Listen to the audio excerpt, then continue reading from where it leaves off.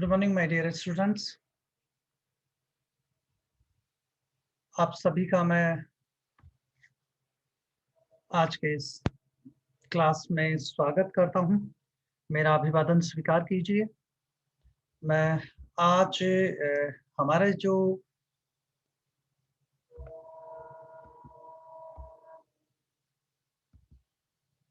पिछले दिनों से वीडियो चल रहा है, उपभोक्ता व्यवहार का विश्लेषण, जिसमें क्रमवाचक दृष्टिकोण का हम अध्ययन कर रहे हैं। और क्रमवाचक दृष्टिकोण में हम किस प्रकार से उपभोक्ता का सामने होता है, इस बात का विश्लेषण हमने किया है। आज उपभोक्ता के व्यवहार के संदर्भ में हम कीमत में होने वाले परिवर्तन से किसी वस्तु की मांग मात्रा पर क्या प्रभाव पड़ता है, उसका अध्ययन करेंगे। और कीमत प्रभाव को दो भागों में विभाजित करेंगे, मतलब प्राइस इफेक्ट का सेपरेशन करेंगे, जिसको आय प्रभाव और प्रतिस्थापन प्रभाव के नाम से जाना जाता है। विद्यार्थियों, आज ये बहुत महत्वपूर्ण चैप्टर है और इस बहुत महत्वपूर्ण चैप्टर में हम आज उपभोक्ता के व्यवहार का विश्लेषण कर रहे हैं और कीमत प्रभाव का सेपरेशन प्रतिस्थापन प्रभाव और आय प्रभाव में किस प्रकार से होता है, इसका विश्लेषण करेंगे। ये हमारा आज का ये विचार बिंदु है, अध्ययन का बिंदु है। देखिए, मांग के नियम में हमने ये अध्ययन किया था कि सामान्यतया अन्य बातें समान रहने पर वस्तु की मांग तथा कीमत में विपरीत संबंध होता है, या मांग फलनता वो वस्तु की कीमत, उपभोक्ता की आय और संबंधित वस्तु की कीमत पर निर्भर करती है। यानी price of x, demand of x is the function of price of x, consumers income and price of related commodity. तो प्राइस ऑफ एक्स मतलब जिस वस्तु के ऊपर हम विचार करें उसको प्राइस ऑफ एक्स कहते हैं। इसकी प्रतियोगी या पूरक वस्तु है, उसको हम प्राइस ऑफ वाई कह रहे हैं। और उपभोक्ता की आय को हम सामान्यतः यहाँ पर इनकम या एम से व्यक्त कर रहे हैं। तो यहाँ पर हमने मांग के नियम में ये देखा कि कीमत में परिवर्तन होने पर सामान्यतया मांग मात्रा में विपरीत परिवर्तन होता है। वस्तु की कीमत में कमी अथवा वृद्धि होने पर उपभोक्ता उसकी कमी होने पर अधिक मात्रा खरीदता है और कीमत में वृद्धि होने पर कम मात्रा खरीदता है। यानी वस्तु की कीमत और मांग मात्रा के बीच में इनवर्स विपरीत संबंध होता है। मार्शल ने मांग की नियम की व्याख्या में निर्दिष्ट वस्तु की कीमत में परिवर्तन से अन्य वस्तु की मांग को असंबद्ध माना। मतलब यहाँ पर ये मार्शल की ये मान्यता थी उसके विश्लेषण में, जो उसका गणनावाचक दृष्टिकोण है, उसमें उनकी मान्यता यह है कि वस्तुएं आपस में असंबंधित होती है। एक्स वस्तु की कीमत से वाई वस्तु की मांग मात्रा प्रभावित नहीं होती और वाई वस्तु की कीमत से एक्स वस्तु की मांग मात्रा प्रभावित नहीं होती है। या यूँ कहें कि एक्स और वाई वस्तु एक दूसरे से असंबंधित है, तो इनकी कीमतों में होने वाले परिवर्तन से या इनसे प्राप्त होने वाली उपयोगिताओं से दूसरे वस्तु की उपयोगिताएं प्रभावित नहीं होती है। यह मार्शल की मान्यता थी। तो मार्शल ने मांग के नियम की व्याख्या में निर्दिष्ट वस्तु की कीमत परिवर्तन से अन्य वस्तु की मांग को असंबद्ध माना। सैलुटस्की ने मार्शल की इस विश्लेषण की धारणा को कि वस्तुएं आपस में एक दूसरे से असंबंधित होती है चुनौती दी, आलोचना की और चुनौती दी, और ये बतलाया कि किसी भी वस्तु की कीमत में परिवर्तन होने पर मांग मात्रा में परिवर्तन दो प्रभावों का संयुक्त परिणाम होता है। और ये दो प्रभाव है, प्रतिस्थापन प्रभाव और आय प्रभाव। प्रतिस्थापन प्रभाव को हम सब्स्टिट्यूशन इफेक्ट कहेंगे। जहां पर हमने इलास्टिसिटी में क्रॉस इलास्टिसिटी पढ़ा था, वो यहाँ पर यही है, वहां मात्रात्मक था और यहाँ कुछ अलग प्रकार से हम इसको देख रहे हैं। तो यहाँ पर प्रतिस्थापन प्रभाव हम एक तो प्रतिस्थापन प्रभाव होगा और एक आय प्रभाव। यानी ये कह रहे हैं कि कीमत में परिवर्तन होने पर मांग मात्रा में होने वाला परिवर्तन दो कारणों से होता है, प्रतिस्थापन प्रभाव और आय प्रभाव। अर्थात कीमत प्रभाव बराबर प्रतिस्थापन प्रभाव और आय प्रभाव। अब ये प्रतिस्थापन प्रभाव किसे कहते हैं और आय प्रभाव किसे कहते हैं, ये हम आज के इस वीडियो में डिटेल से देखेंगे। एक वीडियो और इस पे करेंगे ताकि आपके बहुत अच्छी तरीके से क्लियर हो जाए। देखिए, उपभोक्ता व्यवहार के विश्लेषण की मान्यता में हमने ये माना है कि वस्तुओं की कीमतें यानी प्राइस ऑफ एक्स, एक्स वस्तु की कीमत, प्राइस ऑफ वाई, वाई वस्तु की कीमत तथा उपभोक्ता की आय, M, price of X, price of Y और एम पूर्व निर्धारित है। मतलब ये दिए हुए हैं, गिवन कंडीशन हमारे पास ये तीनों चीजें दी हुई है। को सेलोटोस्की ने पूर्वदत्त रखा, मतलब पहले भी मार्क्सी के दृष्टिकोण में भी माना गया है कि price of X, price of Y और एम दी हुई है और आज भी हम इसको दिया हुआ मान रहे हैं। परंतु उन्होंने ये स्पष्ट किया है कि जब कभी, अब मान लीजिए कि प्राइस ऑफ एक्स में परिवर्तन होता है, तो अब बहुत सिंपल सी बात है, अन्य बातें माइक्रो इकोनॉमिक्स के अंतर्गत अन्य बातें मान्यताएं का अध्ययन हम करते हैं, यानी पार्शियल प्रभाव का हम अध्ययन करते हैं, पार्शियल विश्लेषण करते हैं। जब हम प्राइस ऑफ एक्स में परिवर्तन होता है, तो इसमें होने परिवर्तन होने से क्या प्रभाव होता है, इसके बात का अध्ययन करने के लिए हम प्राइस ऑफ वाई और एम, मतलब वाई वस्तु की कीमत और उपभोक्ता की आय को स्थिर मानते हैं। तो यहाँ पर जब कभी भी मान लीजिए कि जब कभी भी यदि पी एक्स में परिवर्तन होता है, तो निरपेक्ष दृष्टि से पी वाई और एम के स्थिर रहने पर भी इनके मूल्य में सापेक्ष दृष्टि से रिलेटिव, मतलब रिलेटिव का अर्थ क्या होता है, एक्स और वाई की तुलना करें, ये रिलेटिव हो गया, और केवल एक्स की ही बात करें, किसी से तुलना नहीं कर रहे हैं, तो ये निरपेक्ष हो गया, एब्सोल्यूट हो गया। तो हम ये कह रहे हैं कि जब निरपेक्ष दृष्टि से पी एक्स में परिवर्तन होता है, तो पी वाई और एम के स्थिर रहने के बावजूद भी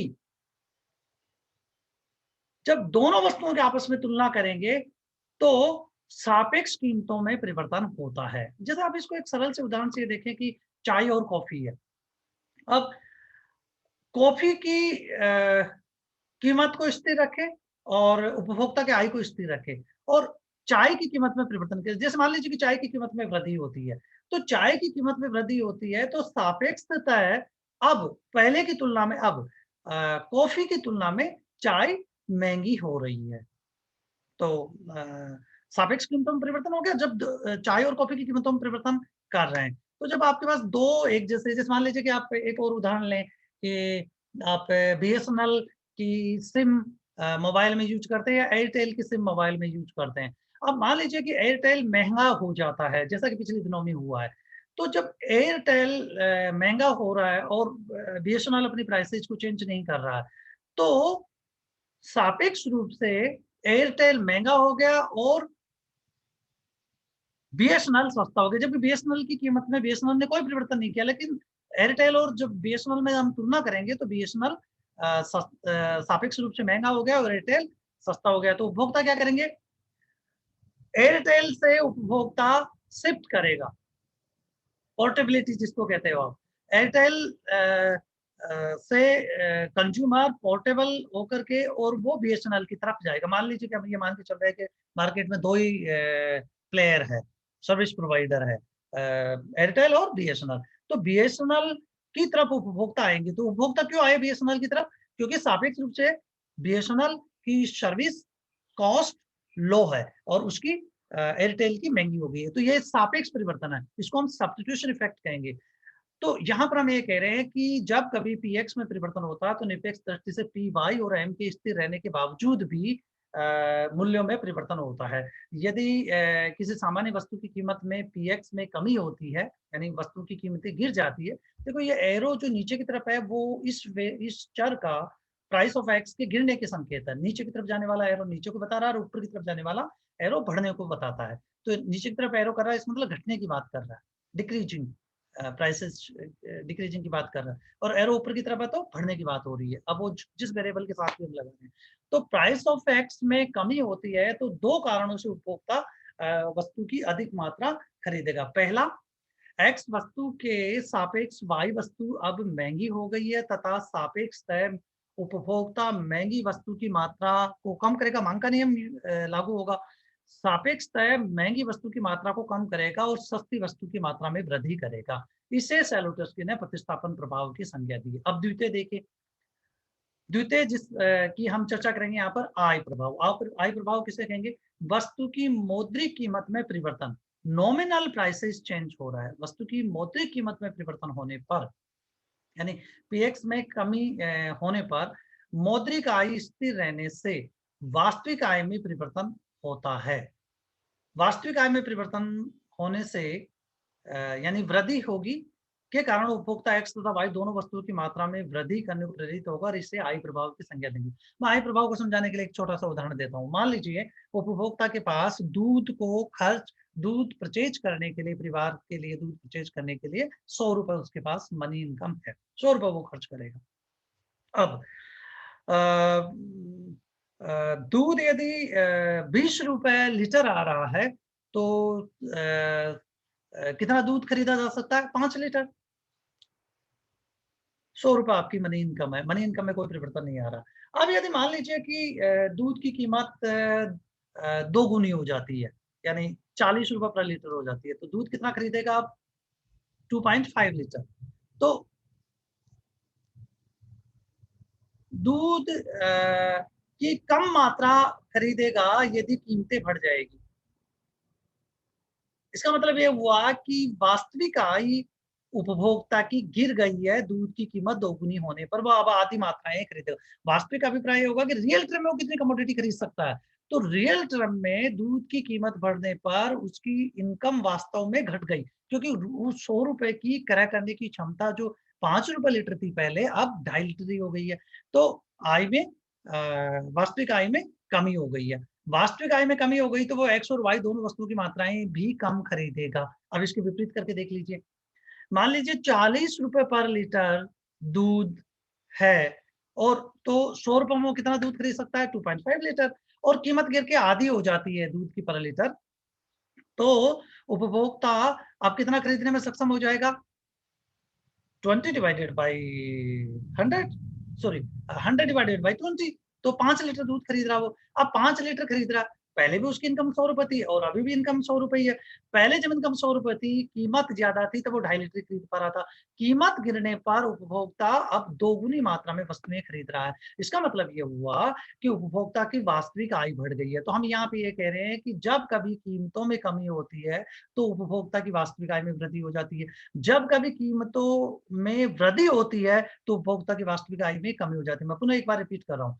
जब कभी कीमतों में कमी होती है, जबकि उपभोक्ता की नॉमिनल इनकम मतलब 100 रुपए, उसके अंकित रुपए वो वही रहती है। उपभोक्ता की नॉमिनल इनकम कांस्टेंट है। कीमतों में कमी होती है तो वास्तविक आय बढ़ जाती है और कीमतों में वृद्धि होती है तो वास्तविक आय घट जाती है। तो इससे वास्तविक आय पे प्रभाव होता है। जब कभी वास्तविक आय में उपभोक्ता की वृद्धि होती है, मतलब उपभोक्ता की वास्तविक आय में जब कभी वृद्धि होती है तो उपभोक्ता एक्स और वाई दोनों वस्तुओं की अधिक मात्राएं खरीदता है।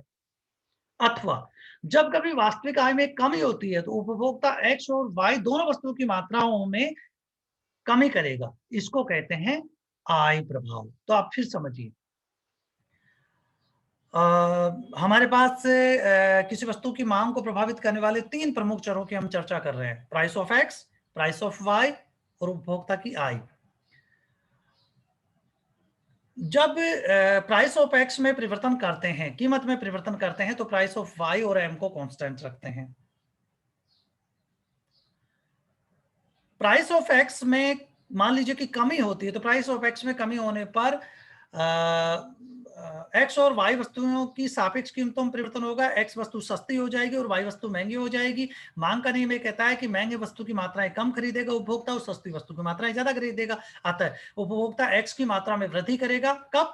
एक्स की कीमत में कमी होने पर उपभोक्ता एक्स की मात्रा में वृद्धि करेगा तथा वाई की मात्रा में कमी करेगा। यह प्रतिस्थापन प्रभाव है, जबकि उसकी वास्तविक आय स्थिर रहती है। प्राइस ऑफ वाई और एम कांस्टेंट है। दूसरी तरफ एक्स वस्तु की कीमत में कमी होने पर उपभोक्ता की वास्तविक आय में वृद्धि होगी। वास्तविक आय में वृद्धि होने पर उपभोक्ता एक्स और वाई दोनों वस्तुओं की मात्रा में परिवर्तन करेगा, वृद्धि करेगा।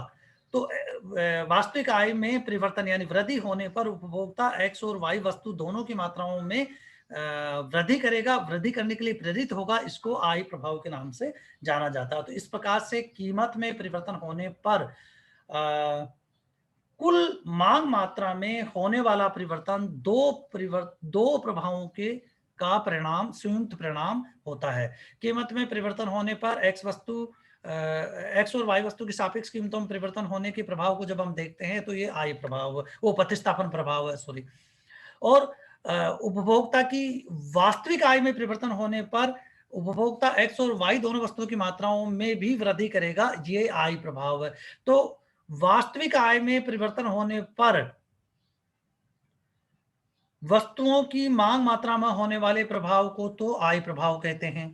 वस्तुओं की सापेक्ष कीमतों में परिवर्तन होने पर वस्तुओं की मांग मात्रा में होने वाला परिवर्तन को हम प्रतिस्थापन प्रभाव कहते हैं। तो हम अध्ययन किस बात का कर रहे हैं? कीमत में परिवर्तन होने पर, मान के नियम से हमने इस बात को प्रारंभ किया था। कीमत में परिवर्तन होने पर मांग मात्रा, किस वस्तु की मांग मात्रा में कितना परिवर्तन होगा, ये इस बात पर निर्भर करेगा कि प्रतिस्थापन प्रभाव और आय प्रभाव कितना। अतः कीमत प्रभाव बराबर आय प्रभाव प्लस प्रतिस्थापन प्रभाव होता है। तो ये दो प्रकार के परिवर्तन है। अब आगे जाकर के हम ये देखेंगे, अगले वीडियो में हम ये देखेंगे कि सैलुटस्की के अनुसार, इसको डायग्राम से देखेंगे, सैलुटस्की के अनुसार प्रतिस्थापन प्रभाव और आय प्रभाव में कौन शक्तिशाली होता है, कौन प्रबल तरीके से काम करता है, और डायग्राम से इसका रिप्रेजेंटेशन करेंगे। और इसी के माध्यम से normal goods, inferior goods, given goods की परिभाषा हम अगले वीडियो में देखेंगे। तो अगला वीडियो तक आप इंतजार कीजिए, तब तक मुझे विदा दीजिए। नमस्कार।